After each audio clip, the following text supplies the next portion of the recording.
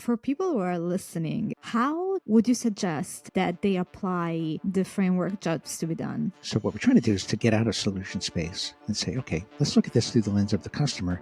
Instead of having ideas and hoping they address unmet needs, let's uncover all the unmet needs, prioritize them, know that they're unmet, and then come up with solutions that address those unmet needs. Hello and welcome to Polyweb. I'm your host, Sara Landi Tortoli, and my guest today is Tony Ulwick, the legendary inventor of the jobs to be done and the outcome-driven innovation framework. During our conversation, Tony explains why defining jobs to be done is essential to the success of every company and lays out how to implement it step by step. Would you be willing to go through an example of application of jobs to be done based on the example of Twitter and what you did there? Yeah, I'd be happy to talk about that.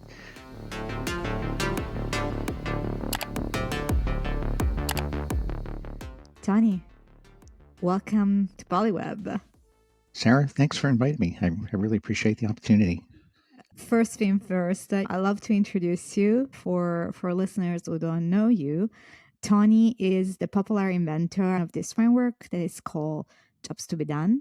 And I would like to ask you, Tony, what was happening in your life? What were you going through when you invented this framework? Yeah, well, like many product managers, I was going through product failure.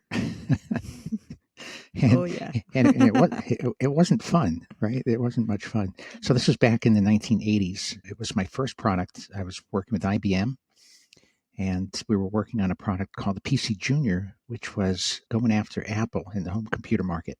It's when this all first began, way back then.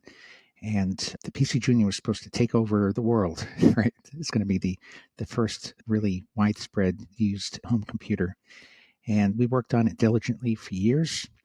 We put it out in the market in 1984, and the day after it was introduced, the headlines in the Wall Street Journal read, "The PC Junior is a flop." And it was. And of course, we didn't know that it was. And it took about a year for us to agree that, that didn't work very well. It was a $1 billion failure on IBM's part. And what really got me was the fact that they called it the day after and said, "Hey, this is a flop." And I thought, well, how do they know that so quickly, right? What criteria were they using to judge the value of that product? And clearly, that wasn't the criteria we were using to build the product, right? So I just started thinking, if we could only know the metrics that people are going to use to judge the value of our products way in advance, we could create the products to meet those metrics, and we'd have a winning product. So that was the thought and the hope, but it then took me a number of years to figure out how to make that a possibility. And I was on a business trip. I was kind of like an internal consultant at IBM for a number of years trying to figure this out. And I was on a gig, as we call it, in Australia.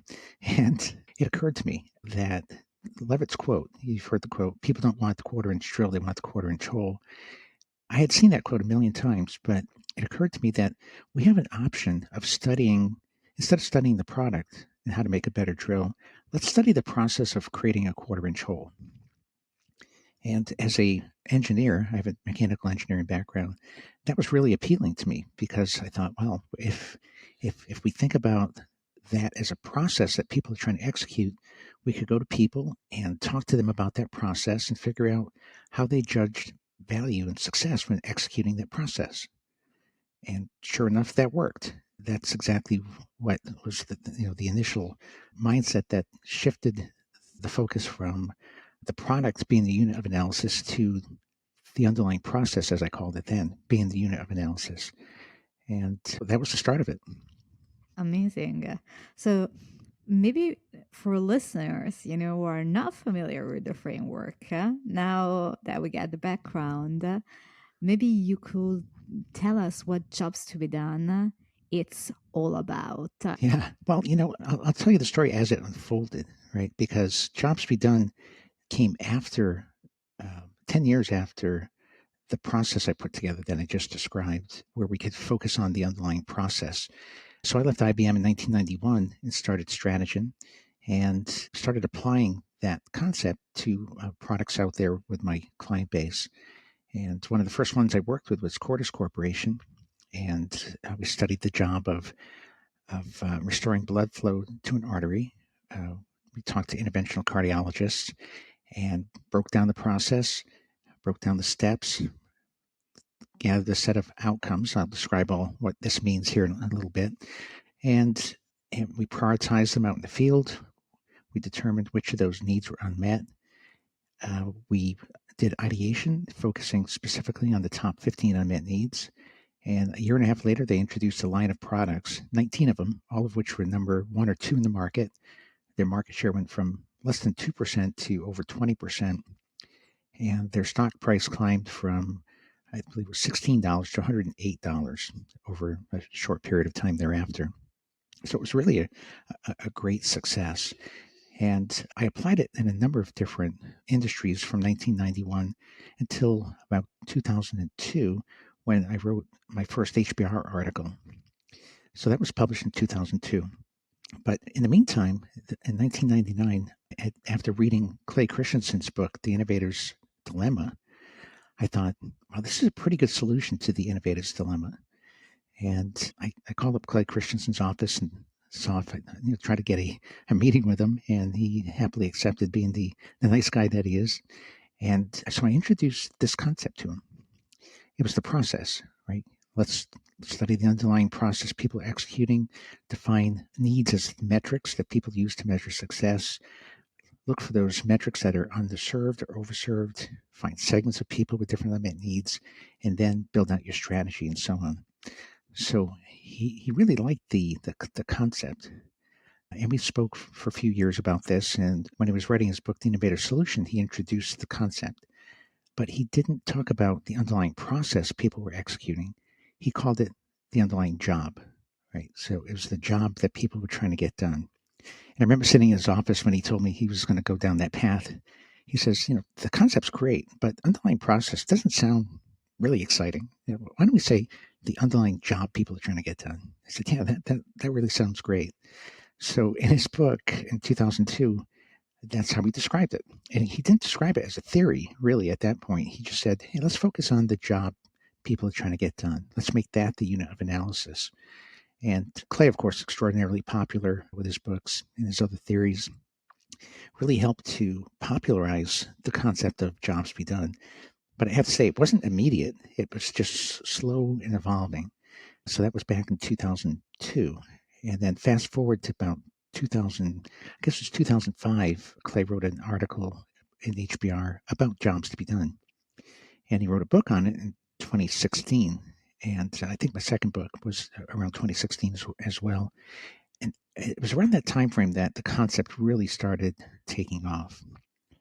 And so I'd say that Clay's influence in the space really helped to popularize the concept around the globe. I find it so fascinating, the process that you went through.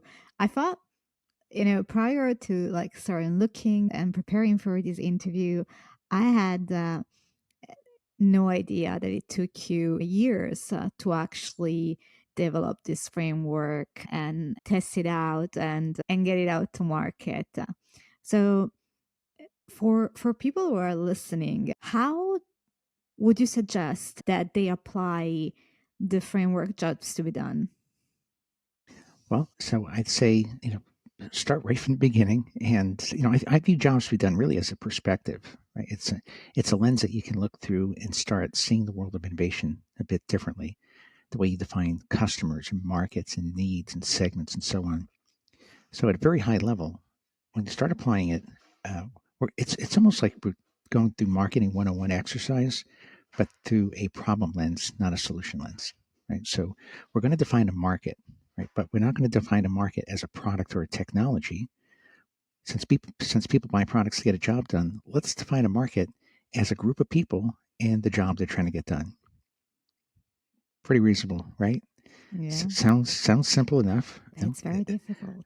But it's very difficult. Well, it's different, right? So, people say, hey, I'm in the semiconductor market, or I'm in the cardiovascular market, or I'm in the legal market, or they define it, or I'm in the Brazilian market, or they define it through many different ways. There's geographies, there's verticals, has use cases, as you could go on and on. And most of those other ways of thinking about markets put you in solution space. So what we're trying to do is to get out of solution space and say, okay, let's look at this through the lens of the customer. They're trying to get a job done. All right, there's a group of people trying to get a job done. That's the market.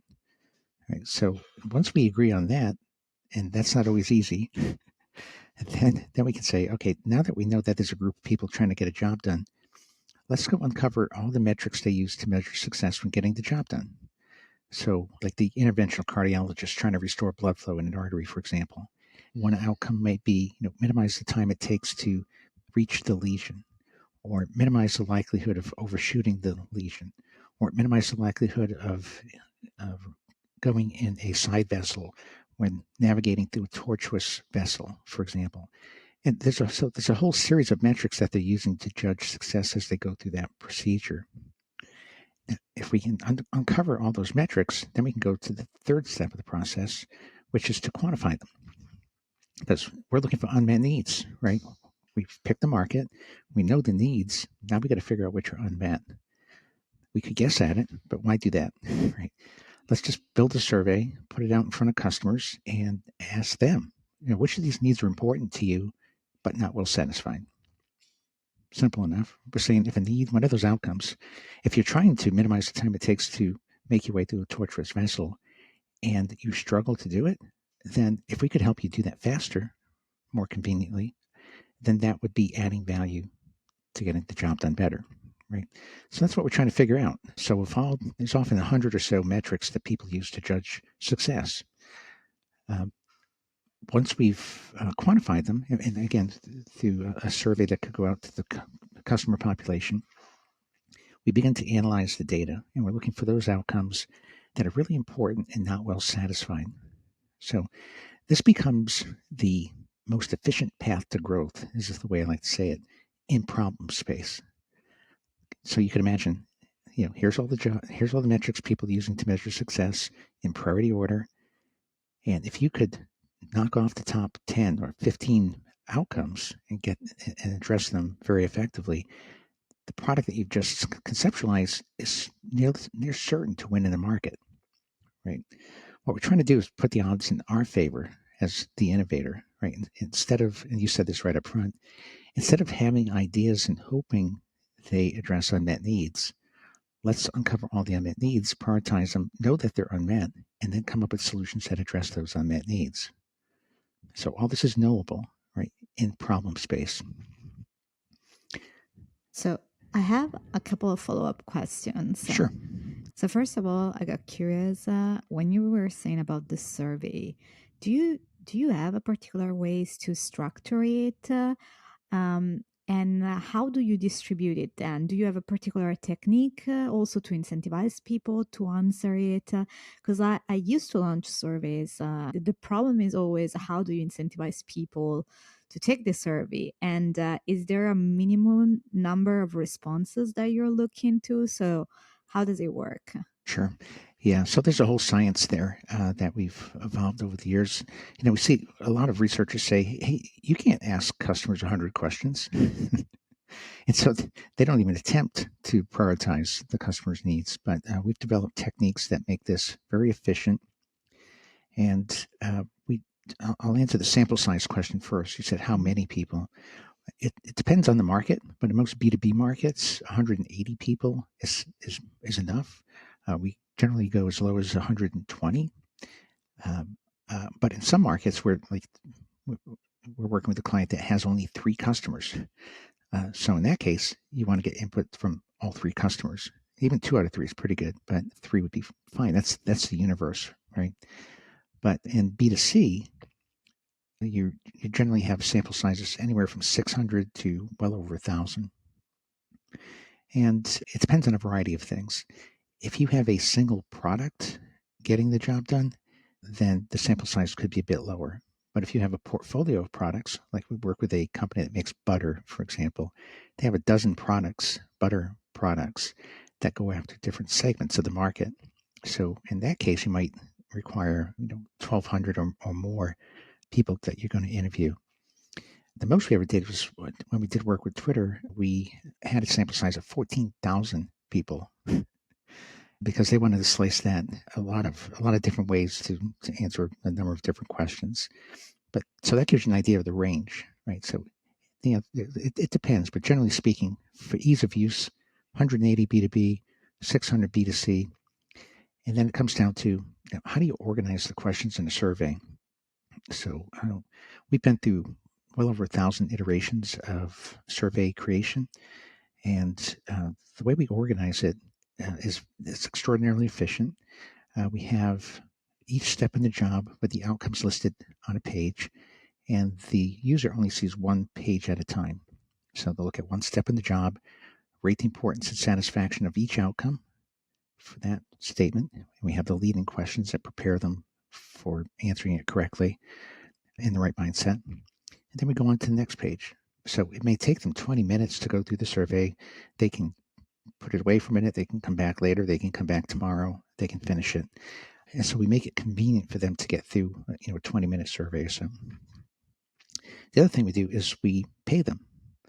So to incentivize them, many people in the B2B space love taking these surveys. I can tell you why. It's because they see, often for the first time, the job that they are hired to do laid out in meticulous detail, right? It's very informative to them and interesting to them. So our completion rates are actually quite good, given the fact that the surveys are quite long. So I think those are some of the key factors. Do you have any other follow-up questions on survey creation? Yeah, like in specific, what type of question do you ask that helps you the most during the survey, or particular ways that you phrase it? That you phrase a question that helps you the most get out an honest answer from potential users. Sure. So the way we lay it out is we'll say, when executing this job step, so we'll label the job steps, when trying to access the lesion, for example, how important is it to you that you're able to, in the outcome statement, minimize the time it takes to reach the lesion? And then how satisfied are you with your ability to minimize the time it takes to reach the lesion? Right. So it's keeping people in problem space the whole time. Right. Then we go on to the next question. How important is it to you that you minimize the likelihood of inadvertently going down a side vessel? Okay. And how satisfied are you with your ability to minimize the likelihood of going down a side vessel? Okay. All right. Okay. So we do them side by side like that, just like I'm saying it. And we've studied this in the old days. We would have people go through and answer the importance for every outcome and then come back and do the satisfaction from every outcome. But we found that by putting them side by side and organizing them job step by job step, people get through them much more quickly. There's better discrimination and less fallout. Okay. And how do the answer look like? Like, is it like on a scale from 1 to 10? Is it instead like from like a satisfied, very satisfied, unsatisfied? Like, how does it look like? Yeah. So it goes from not important at all, somewhat important, important, very important, extremely important. And we do the same thing on satisfaction. Not satisfied at all, somewhat satisfied, satisfied, very satisfied, extremely satisfied. And so what we're looking for when we prioritize the needs, we're looking for needs that are very or extremely important, but not very or extremely satisfied. And we'll call those needs unmet. So that's why we organize it in that fashion. Okay. That was my second question, actually. So perfect. But let's say that you have some unmet needs that are kind of equally important, How do you prioritize them? Well, so let's say you had two needs of equal importance and satisfaction. And the way we do it is we put in an opportunity algorithm. So just very quickly, we say the opportunity is importance plus importance minus satisfaction. And what we're doing is we're taking the percent of the population that's saying an outcome is important, and then subtracting the percent of people that's saying it's not very or extremely satisfied. So you could have 80% of the population saying, hey, this is very or extremely important, but only 30% are saying it's very or extremely satisfied. Right. So the calculation is importance plus importance minus satisfaction. And the reason we're doing that, we're saying if a need is important, but the difference between the importance and satisfaction is great, that makes it an unmet need. And the more important it is, and the bigger that gap is, the bigger the opportunity is for value creation. Okay, got it. Interesting. I heard you say that you helped Twitter in the early days, kind of segmenting their users. Would you be willing to go through an example of application of jobs to be done based on the example of Twitter and what you did there? Because Twitter is something that most listeners are absolutely familiar with. Everyone knows it. So I think it'll be absolutely crystal clear how to properly implement the framework. Yeah, I'd be happy to talk about that. In fact, I think there was an article published in Harvard Business Review just a year or two ago about the work that was done at Twitter, but we weren't noted as the vendor or the supplier that did the work. Okay, we'll link it. We'll find it the article and we can link it also in the description. But I loved your experience there. Yeah, it was really very interesting. People buy products to get jobs done, right? So what is the job that people hire Twitter for? Well, the first thing you'd recognize is they're hiring the product to get many jobs done, right? So if you go out and talk to customers, they say, I'm trying to keep in touch with friends. I want to stay up on a topic. I want to harass somebody I don't like. I want to, we came up with over 200 different reasons, if you will, that people hire Twitter. So the first question we wanted to ask is, well, what markets does Twitter serve? Because it's not serving 150 markets effectively, right? So let's figure out, are there higher level jobs that people are trying to execute that could be executed on this platform, right? And just a little background there too. We often notice that most products don't get all parts of a job done. They just get parts of a job done.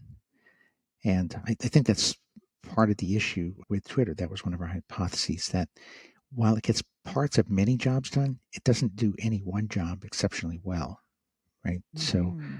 So let's discover jobs it could execute exceptionally well. So what we did is we gathered all those reasons why people use Twitter.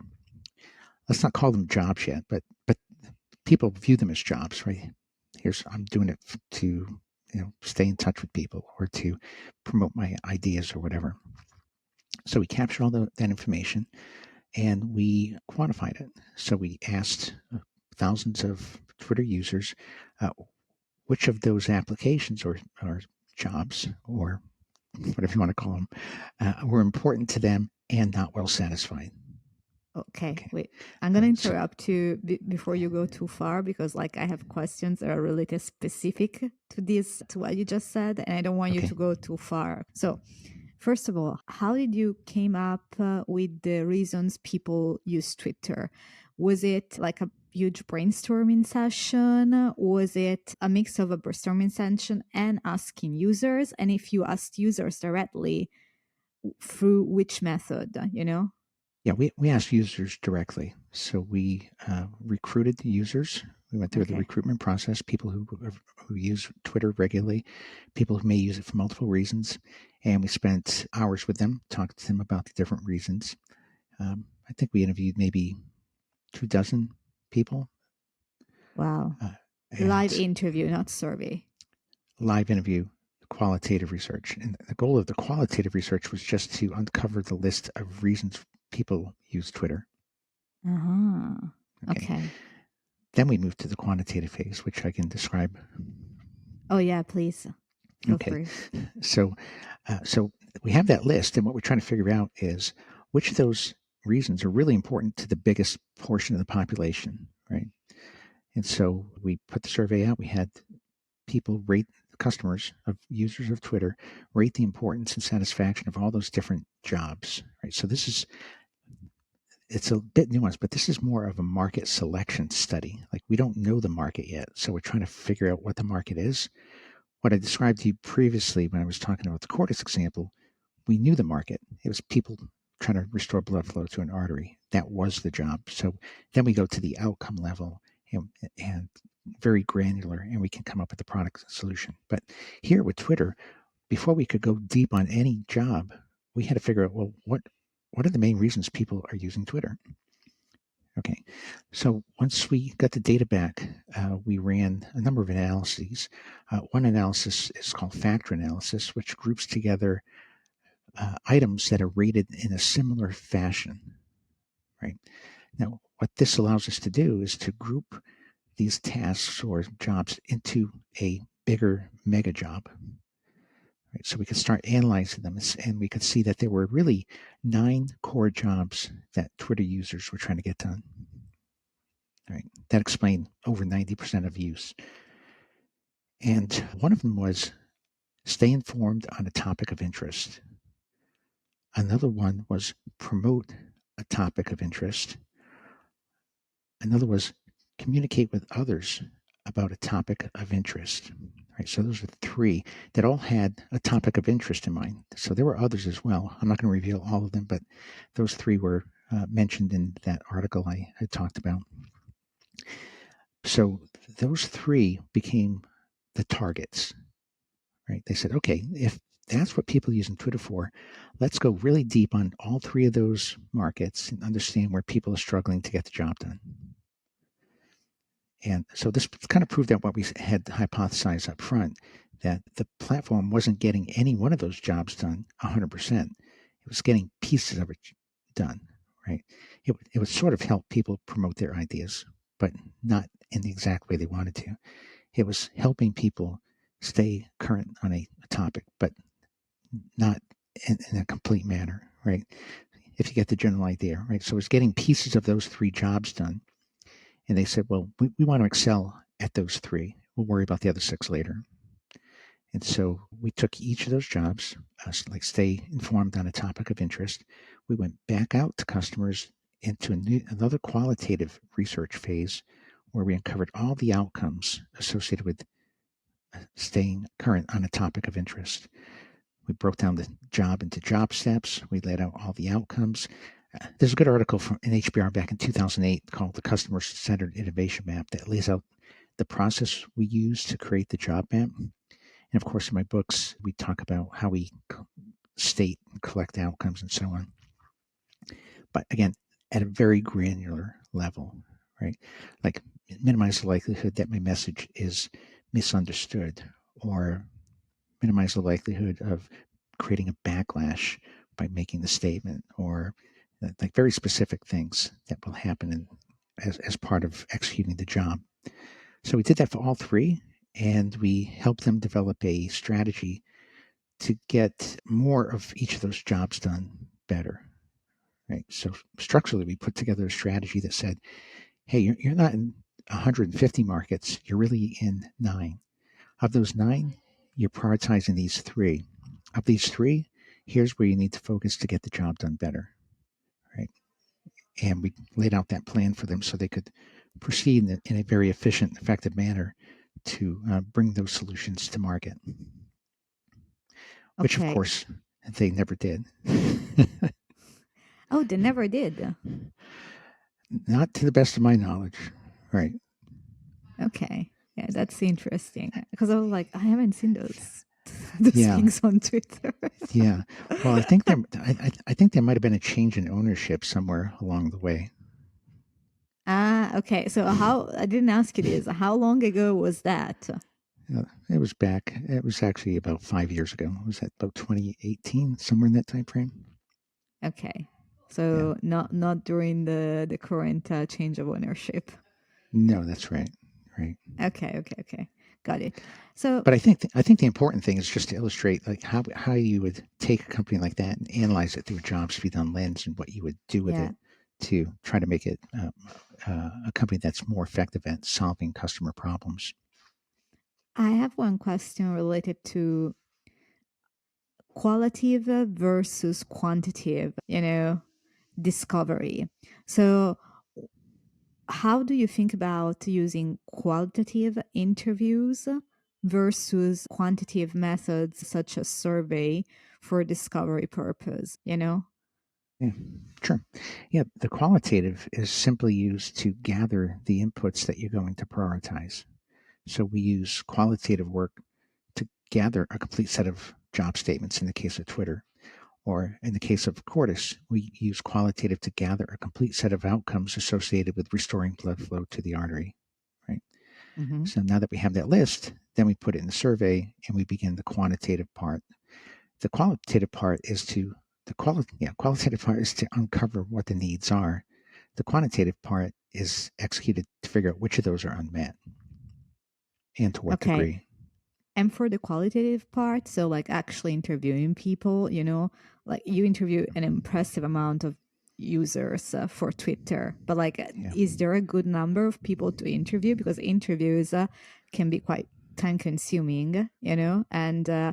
a lot of companies, especially if they are in the early stage, they are kind of like, yeah, interview some people, but do it very quickly, Yeah. I have lots of experience in this personally. I still do interviews and I love doing it. And I have a preferred method and it simplifies this dramatically. And here it is. Find a Please. group, 2 to 3 subject matter experts, job executors that really stand out in their field. They really know the job to be done. Hire them for about 10 hours, right? In 2 hour increments. And so you get those 2 to 3 people together. For the first 2 hours, you fine tune the job statement. Just work on the job statement. Make sure you get the job statement stated correctly. Then you move on with the same group of people, same 3 people. Now we move on to creating the job map, right? And what you're doing is we're building consensus as we go. So this group of people all agree that this is what we're trying to accomplish as they go through the job. And then session 3, the next 2 hours, we work on the outcomes at a granular level for each step. What's the first thing they're trying to accomplish? What are they trying to avoid? I want to minimize the likelihood of entering the side vessel, right? And then the next 2 hour, same thing, next 2 hour, same thing, until you get all the outcomes captured from those 3 people. So what you've done is you've invested about 10 hours in interviewing 3 people, but you have in your possession about 90% of all their needs, all the needs in the market. Then you take that set and you go talk to other people for an hour or so, hour and a half, individual interviews, and just take them through it and ask them for their verification of what, are they valid and what's missing? And are they stated in a way that is easily understood and so on? And if you do about 5-6 more interviews like that, you have a pretty good set of customer outcome statements. If you are asked to do this globally, which we often are, like we need a global set of needs, we would then take that set of needs and we would translate it into German or French or whatever, and then we would do some additional interviews in each of those geographies to see if there are any other outcomes that are missing. Mm-hmm. And so that may be a few more interviews, but once you've done that, and this is often just for global companies, not a startup, but after you've done that, you can make the claim that this is a set of outcomes, a set of needs that are valid across all geographies. And you do that before you quantify. Okay, this is super interesting. I want to take a step back. When you are interviewing your 2, 3 experts, so what is the process exactly looking like? Because it's like a 10-hour interview. You said there are 2 steps. Yeah. The first step is the statement part. So I want, like, so that, I imagine that's the statement that you're working on. And then the second part is the outcome. So That's how right. does that look like? Like maybe you can give us an example of a recent maybe interview or one that you can talk about. Sure. So yeah, I'll go for a recent one since it's top of mind. But we worked with a company that's into robotics. I'll just leave it at that. And we had 3 people that we interviewed as part of the team, right? They're subject matter experts in the space. We spent the first hour or so defining the job to be done. Then we went on to the job app. Then we went on to the outcomes. But the way it's done, and we're doing it remotely, we have a interview guide that we show up on the screen. So they're actually watching what we're doing, right? So we instruct them. So let me step back, because this is, to me, one of the most important parts of our philosophy. In traditional customer interviews, oddly enough, neither party knows what input they're trying to collect. So there is no agreed on definition of what a need is, right? So neither party knows what they're trying to state, right? Yeah, it's true. Yeah, it is. And it's amazing. Right? What are the chances of you coming up with a set of needs if neither party knows what a need is? And of course, the answer is zero. It's never going to happen. This is why most qualitative research efforts end up with transcripts with a ton of information, but a lack of direction of what the customer's needs are. So we're going to flip that on its head, and we're going to say, you know what? We're going to make sure both parties know what a customer need is, right? So we've defined outcomes as these measurable attributes. They have a direction of improvement. They have an object of control. They have a contextual clarifier. And we've defined what an outcome is, right? We have 24 different rules that we use to ensure that that it's a good statement, right? Now, we don't tell all those rules to the customers, but what we do is we show them, as we're collecting statements, we show them on the screen a good statement, right? And they go, oh, okay, so you want us to say things like minimize the time it takes to do this, or minimize that bad thing happens. And this is one of the main reasons I like using the same 2 or 3 people throughout the process, is because in the first interview, in the second interview, we're training them to understand what inputs we're looking for. So then we begin working together as a collaborative team to put all the outcome statements together. And they're watching us do it one by one. They're correcting them. They're giving us feedback in real time.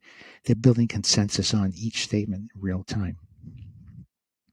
So at the end of these 10 hours, we can say that this set of needs has been validated by this group of experts, and they all agree that this is the best structure of these statements and the best describe what they're trying to accomplish. Okay.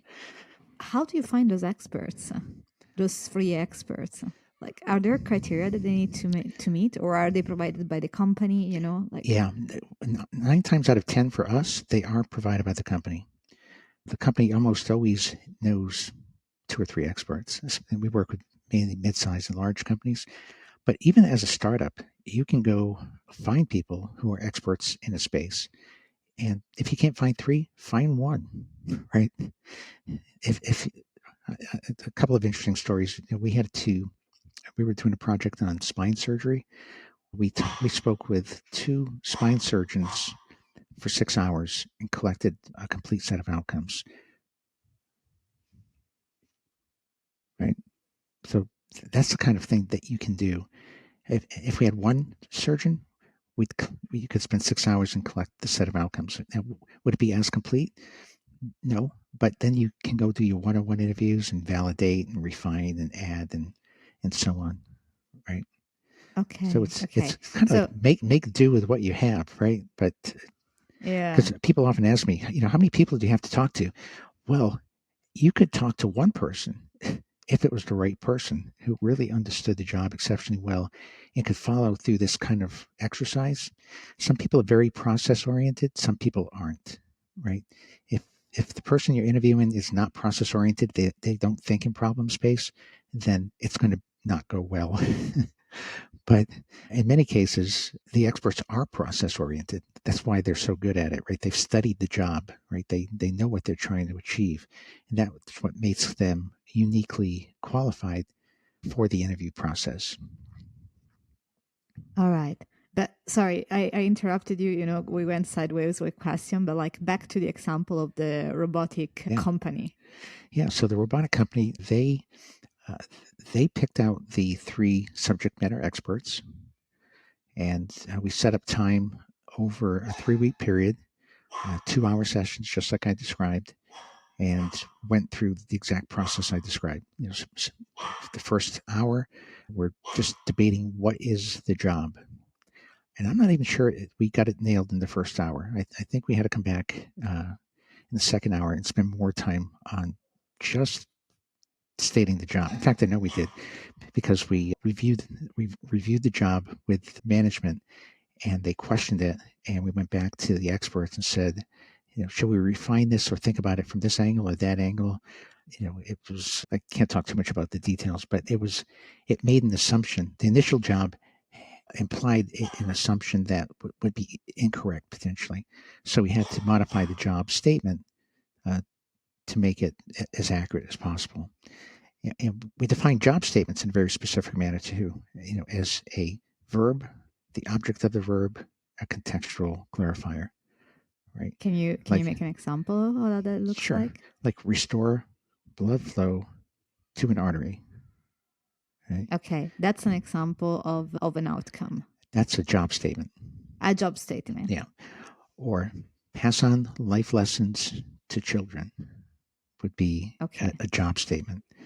Right. So it's always a verb, an object of the verb, a contextual clarifier. And the reason for that is you can study statements like that as a process. We're trying to state it as a process, right? So we bring the action to it. What are you ultimately trying to achieve? In what context? Because you could say, for example, pass on life lessons with no context. But if you add the context to children, then we can say it's parents passing on life lessons to children versus, or you could say adults passing on life lessons to children, or it could be people passing on life lessons to other people, right? So by changing the context, you could change the market definition, if you will. Yeah. And do you have people changing the context, or like you already know like the specific context, Well, in most companies we work with are in markets. They have products, right? And they're just trying to define their markets or redefine their markets through this lens. And I find this to be true even in startups. If a startup has a product in mind, then they've already assumed the market, right? Because as soon as you have a product in mind, you're assuming there's a group of people trying to get a job done with that product. Right. But what we ask companies to do and startups to do is to go back and think through who is going to execute this job and what is the job that they're trying to get done. Right. Which is interesting because it's not always the job your product is going to do. In other words, products don't have jobs, people have jobs. But startups often make the mistake of saying, hey, my product can get this job done. That's great, but that may not be the job the customer's trying to get done. That may only be a piece of the job the customer's trying to get done. So when you go to customers, don't ask them, hey, what job does my product do? Ask them, what job are you trying to get done when you use my product, often in conjunction with other products? This is why I said earlier, most products only get part of a job done, and customers are left to cobble together multiple solutions to get the entire job done. And so we got to be careful when we're defining the job to be done or the market. And this is why it sometimes takes a few hours, even with the experts, to gain agreement on what the market actually is. Yeah. So you spend like this time, working on the markets and the definition of the jobs. Yeah. Once you have an agreement for the job, what the job is, and I imagine like the agreement is you working with the experts plus align with the leadership of the company that you're working for, or it's just with the experts? Do they have to come to unanimity among the three of them, or how does it look like? Yeah, it's really the experts decide what market they're in, right? We're there to make sure it's stated in a way that follows the rules and it's going to allow us to study it at the outcome level. Okay. And management's going to think about it in a way that assures that their business objectives are going to be met. But that's really an issue. If it's generally just getting the customers to agree what is the job that they're trying to get done in the best stated way. Right. Okay.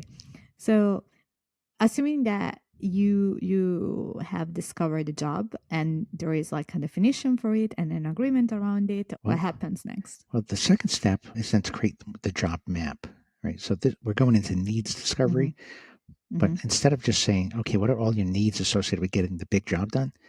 We want to break it down into little pieces. So we create a job map. As I mentioned, we have a good article in HBR from 2008, the Customer-Centered Innovation Map, that explains this in good detail.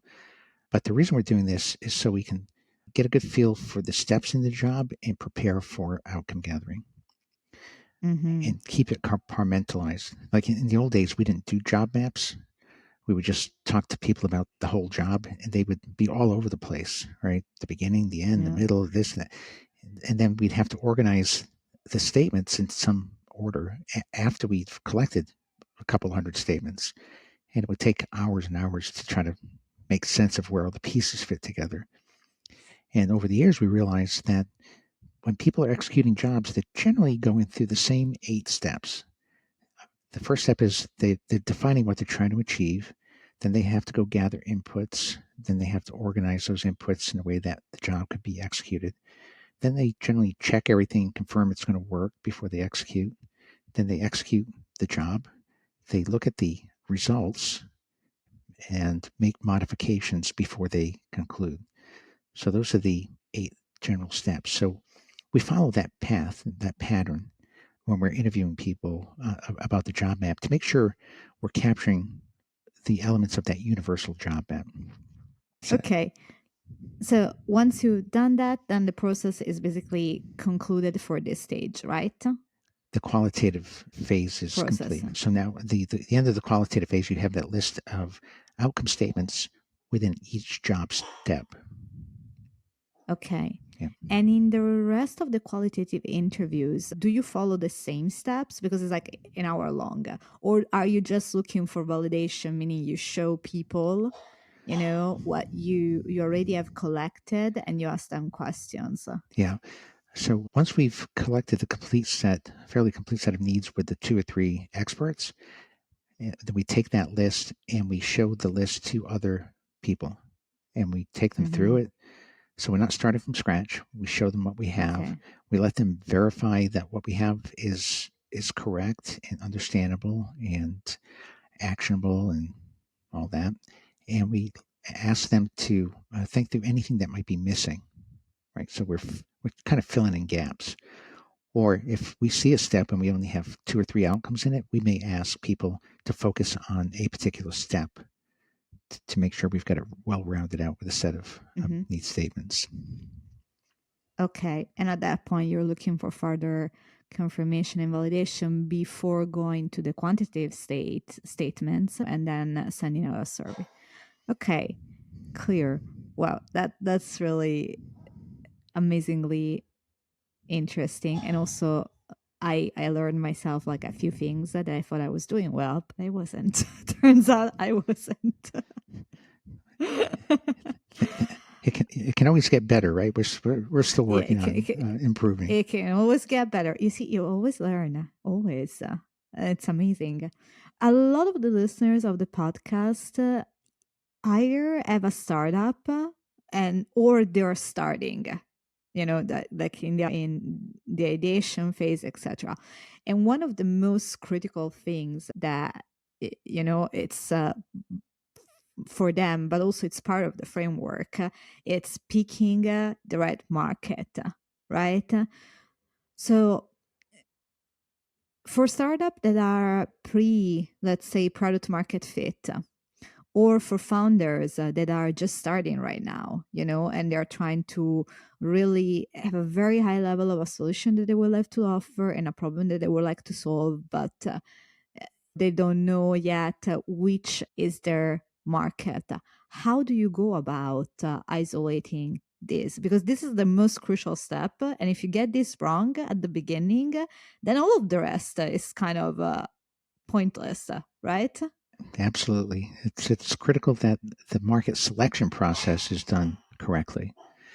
And so I mentioned this earlier, but it's important to state that if the founder already has an idea or a technology in mind, then they've already assumed a market, right? So this becomes important. So let me start with there's 4 different scenarios. If you have a product in mind, then you're assuming there's a group of people trying to get some job done with that product. And so you've already selected the market, right? Right. You've picked it. And so what you want to do is verify that it's a good market. So to redefine it as a group of people and a job to be done, and then ask a number of key questions. You want to ask, how big is this group of people trying to get the job done? Is it 30,000 people or is it 300 million people? How frequently do people get the job done? Is it once a year or 5 times a day? Right? Is the population of job executors growing or shrinking? Are people executing this job highly underserved with current solutions, or are they pretty satisfied with what exists today? Right? You get the general idea? What we're saying here is, you want to pick a group of people in the job to be done that a lot of people are trying to get done that they're not happy with today that would welcome a new solution, right? And if they're answered positively, then that would be an attractive market to go after, right? So they can verify, that's a good market. Like parents passing on life lessons to children. There's a lot of parents all around the world who are trying to pass on life lessons to children, right? That constitutes a very large market versus fighter pilots going on a mission, for example. That's a very small market, right? And it comes with its constraints as well. So the first step is to, if you already have an idea, verify that the market you're targeting makes sense. Second thing is, you may have a technology in mind, right? So you have AI in mind. All right, well, AI is just a technology that can get a whole bunch of jobs done. So what jobs do you want to get done with AI, and who's interested in getting those jobs done? There could be a whole bunch of people, right? It could be marketing people who are trying to write content for blog posts. It could be authors who are trying to fine tune their writing skills. It could be a whole bunch of things. So what you got to do is lay all those out and then pick the one you think is most attractive. Again, based on that kind of criteria that I gave. The third possibility is you have a group of people in mind, but that's it. Right? So let's say I do want to target parents, but I don't know with what technology or what job. So we did work with P&G, for example, and we looked at all the jobs parents are trying to get done as it relates to children from ages of 0 to 2 years old, and uncovered, I forget the number, 60, 70 different jobs they're trying to get done. And then they had to go through and pick the ones that they thought were most attractive, again, using the criteria that I described. The fourth scenario is you have nothing in mind.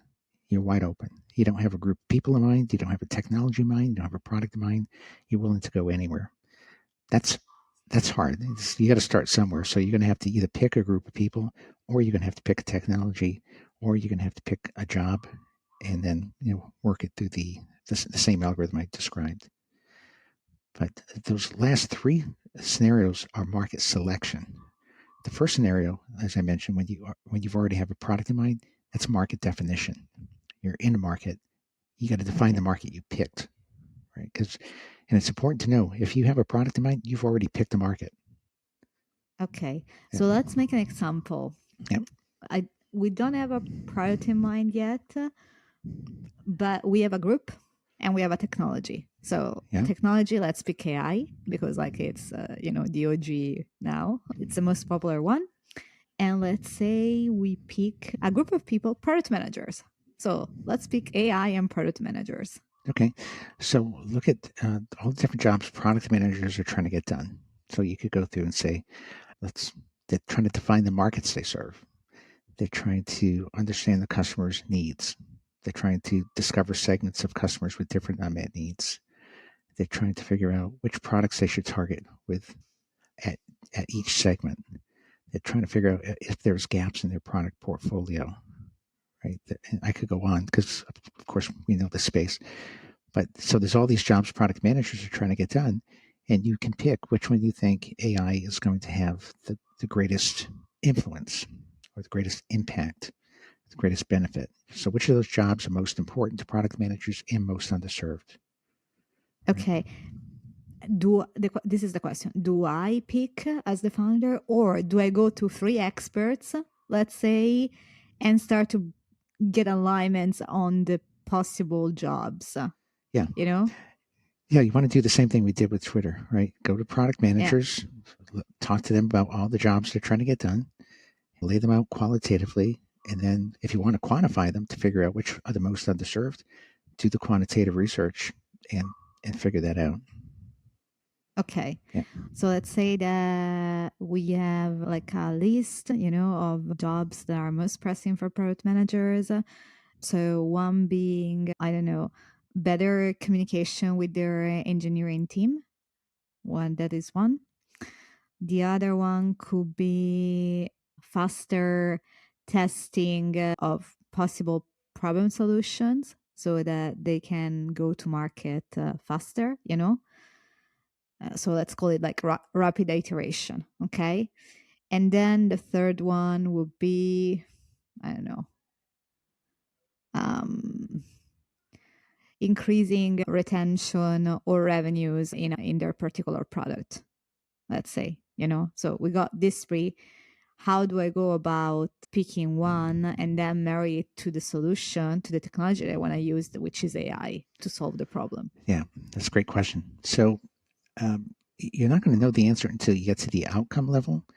But we've been doing this with a number of clients recently because they're asking the same exact question. They're figuring out, where do we apply AI in our markets? All right. So like you said, there's many jobs that product managers are trying to get done.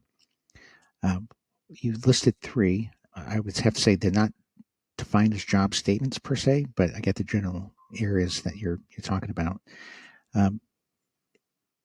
I wouldn't go with just 3. Like I would talk to product managers and try to get a fairly exhaustive list and say, here's the 30 jobs we're trying to get done, right? And don't have any preconceived notions as to which one's the most underserved. Just get your list of 30, go talk to or survey 90, 120, 180 product managers and ask them which of those jobs are important to them but not well satisfied, the way I described before.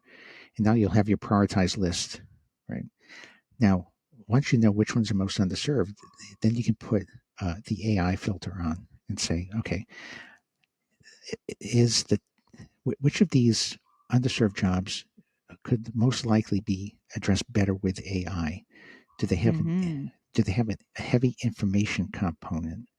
Do they have a heavy testing predictability aspect to them that could be addressed through AI, right? So I'll give you an example. We did this years and years ago with Bear Crop Science in the crop growing space. So we studied farmers who were trying to grow a crop, and we captured all the outcomes associated with getting that job done. And about 50 of the 150 outcomes related to information flow, getting the right information at the right time to make decisions that would impact yield ultimately.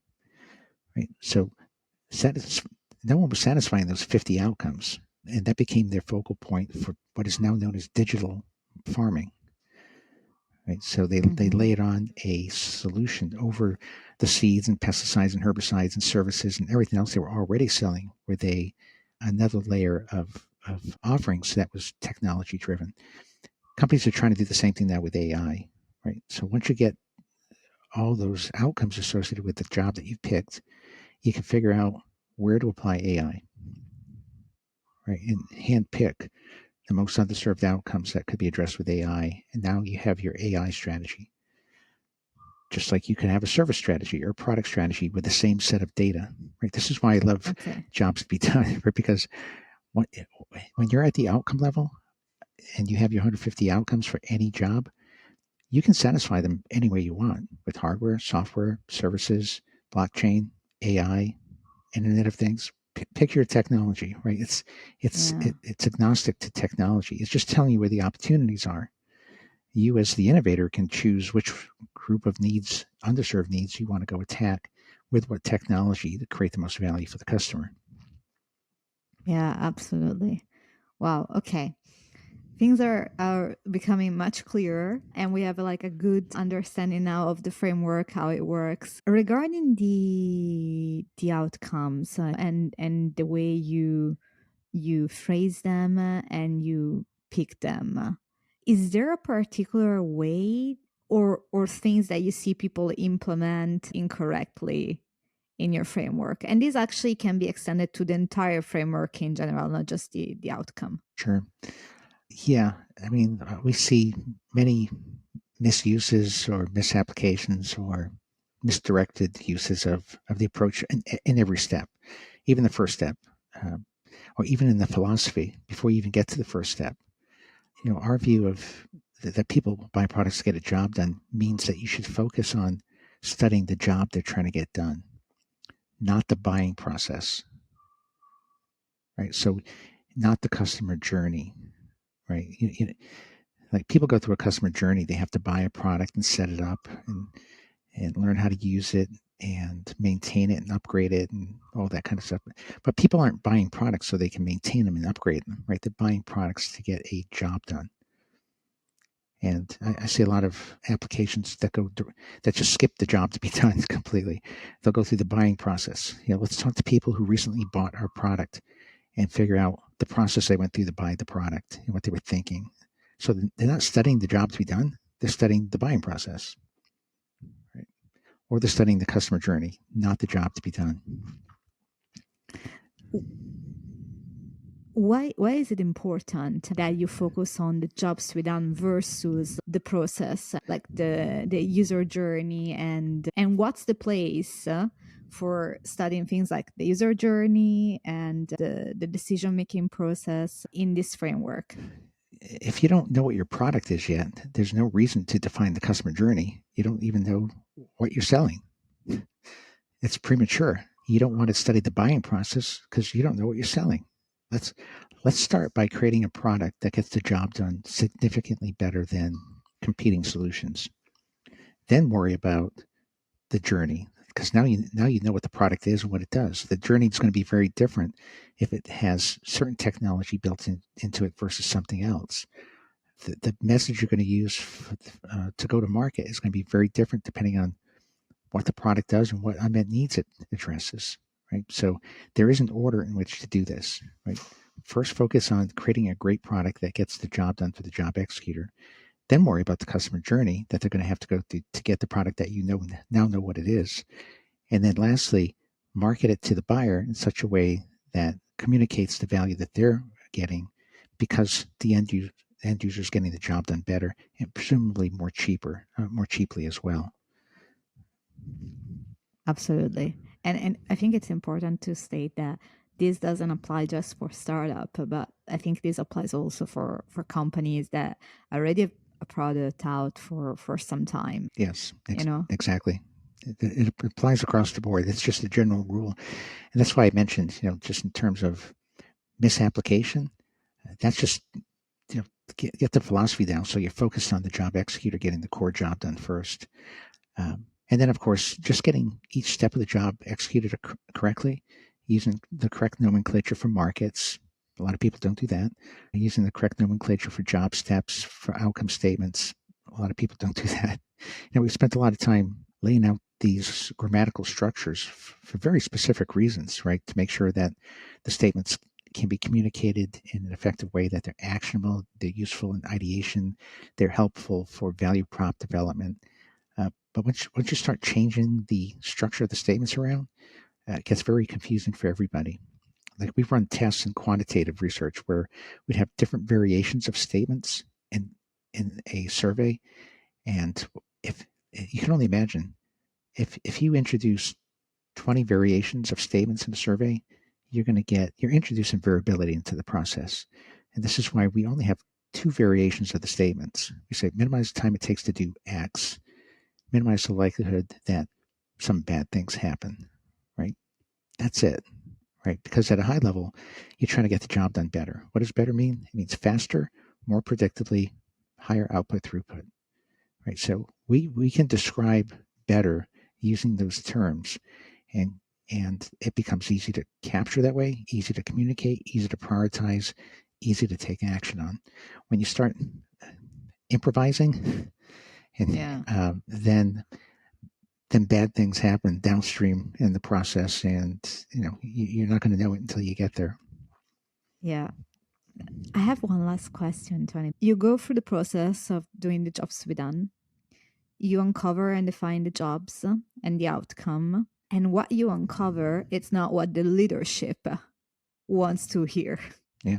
It contrasts with the strategy that they put in place. It contrasts with the metrics. Basically, it will mean a complete change of direction what they're trying to achieve. Mm-hmm.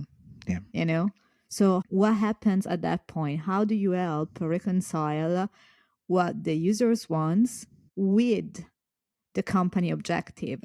Or it can even be that it's a startup and you're serving one part of the jobs to be done, but it's not the most significant. Yeah. And therefore you see a bigger opportunity somewhere else, but that would mean basically completely reinventing your product, like completely pivot. Yeah. Yeah. And so this happens all the time, right? So do you want to be data driven or not? And so, this is why we suggest using ODI before you start developing a product, not after you started developing the product, right? Because we want to mitigate the risk that you're going to have to pivot. So that ideally it's done beforehand. If it's not though, so let's take your example where you picked a part of the job that you thought was underserved, but there's other parts of the job that are much more underserved. It doesn't mean you have to pivot necessarily. What it means is let's go after the part of the job you already originally targeted, and make sure you nail it. Like, let's get that part done better. Mm-hmm. Let's try to at least do a little better than competing solutions. Maybe we shouldn't have started there, but we're already there, right? So let's not throw it away. Let's build on it. Maybe it's an adjacent job step that's the most underserved. All right, so V2 goes after that adjacent job step, right? V3 may go after the other job step that is highly underserved. And so what it would allow you to do is to think through where you will end up eventually, because eventually you want to own the platform that gets the entire job done, right? You may not have picked the right or the best place to start, but if you've already started, right? Let's just make the next selection a bit more efficient, right? So V2, again, goes after the most underserved job step, or maybe it's an adjacent step, and you kind of lay out the plan. Like when you have your job map, you can kind of lay out where are we going to go with each version to eventually get the entire job done. That could be a multi-year endeavor, right? That's your product roadmap. But I would approach it that way. But again, ideally, apply ODI thinking before you start spending money on development, so we can mitigate the risk of failure and all the other things that happened to me when we introduced that PC Junior. Yeah, but that's the ideal. But we both know that in the real world, this often gets after a few years, actually. Yeah. Well, when you have data too, data really goes a long way.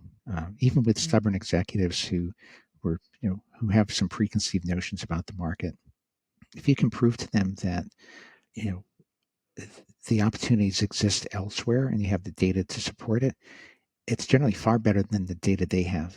And if you presented right, you can convince people to make the right decisions. Absolutely. The other objection that I see very often is that this process requires a lot of time. And for example, this is like one of the hurdles that I experienced myself, for example, in my career. For this process to be done correctly, it sometimes takes the honesty of saying, okay, we need to take a step back if the product is already existing. And when a product manager comes in, you're never the first hire. No. You get there and the ball is already rolling, right? You're usually like in the seed phase, right? Yep. Maybe pre-series A, seed phase, somewhere there. You get your first product manager hire. And so if you arrive and you start implementing this framework, one of the resistance that I found is that first it takes a lot of intellectual honesty to recognize this could be better. Yep. And the second part is, okay, we recognize that, but we really need to be very, very fast because we are a startup and we need to push features and the engineers need to have stuff to do. We cannot wait. So how do you go about making this as fast as possible? Sure. So what you want to do is apply the approach.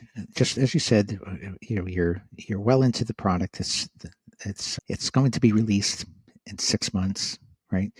What you want to do, apply ODI, find the unmet needs that are addressed by your product, so you can best position your current product as it's defined. Right? So you can do an ODI project.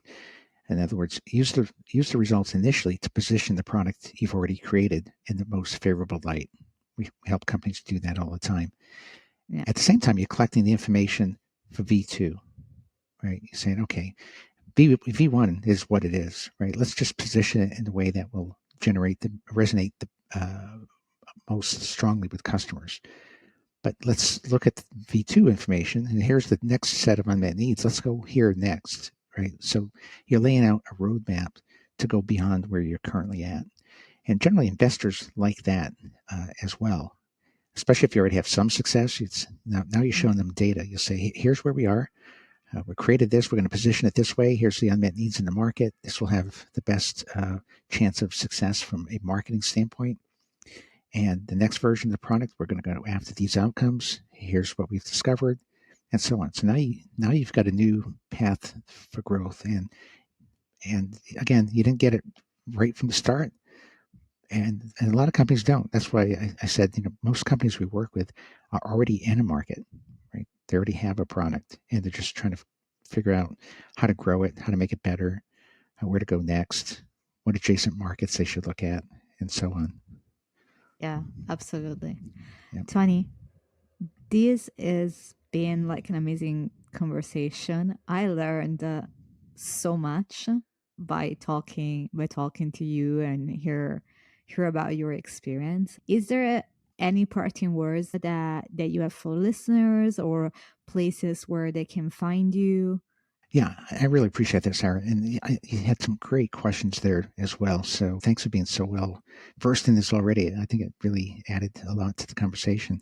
But people can reach me at ulwick@strategyn.com if they want to contact Strategyn. That's info@strategyn.com. If they want to look at our online platform for learning how to do ODI and becoming certified, that's ODI Pro. You could just Google ODI Pro or go to our website at strategyn.com and find it there. But there's plenty of resources out there. There's free books at jobstobedonebook.com. We've been at it a while. There's a lot of good information out there that will help get you started. Tony, really, we will leave for listeners, we will leave all the resources just mentioned and the one that we mentioned throughout the episode in the show description and in the show notes. But really, Tony, I want to thank you so much for your generosity and for really laying out so clearly what the framework Jobs to be Done it's all about and ODI. That's great. I really hope it makes your audience more successful and makes you more successful as well. Thank you. And for listeners, we'll see you on the next episode. Bye. That's all from today's episode. Thank you so much for watching or listening. If you find this episode valuable, you can subscribe to our YouTube channel or to the Polyweb podcast on Spotify, Apple, or your favorite podcast app. It will be fantastic if you could leave us a rating, a review, or a comment, as this really helps other listeners find the show. All the resources mentioned in this episode will be linked in the description and in the show notes. See you on the next episode. And if you cannot wait until next week, you can watch this episode right here that relates to some of the things that we talk about in this episode. Bye.